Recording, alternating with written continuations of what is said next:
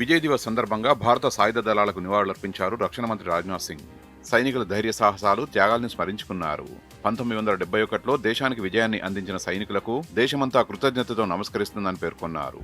ఇది భారతదేశ వ్యూహాత్మక సంకల్పాన్ని ప్రతిబింబించిందన్నారు కేంద్ర మంత్రి. నేషనల్ హెరాల్డ్ కేసులో మరో కీలక పరిణామం చోటు చేసుకుంది. ఈ కేసులో కాంగ్రెస్ అగ్రనేతలు సోనియా గాంధీ, రాహుల్ గాంధీలకు ఢిల్లీ హైకోర్టులో ఊరట లభించింది. వీరిద్దరిపై ఈడీ దాఖలు చేసిన ఛార్జిషీట్ను పరిగణలోకి తీసుకోలేమని తెలిపింది. పశ్చిమ బెంగాల్లో చేపట్టిన ఓటర్ జాబితా ప్రత్యేక సమగ్ర సవరణ ముసాయిదాను విడుదల చేసింది ఎన్నికల సంఘం. ఈ జాబితాలో 58 లక్షల ఓట్లను తొలగించారు అధికారులు.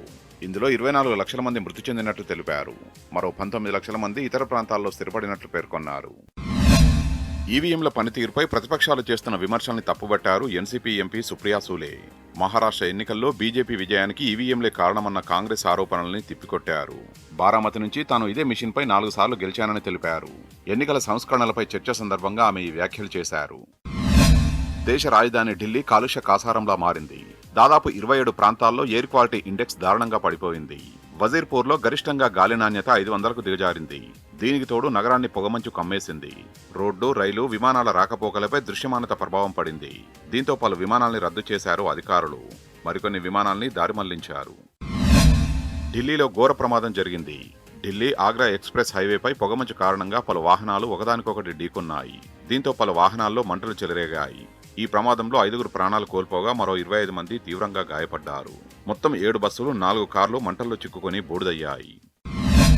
25 మంది ప్రాణాలు తీసి థాయిలాండ్ చెక్కేసిన గోవా నైట్ క్లబ్ ఓనర్లను ఎట్టకేలకు భారత్ తీసుకొస్తున్నారు పోలీసులు.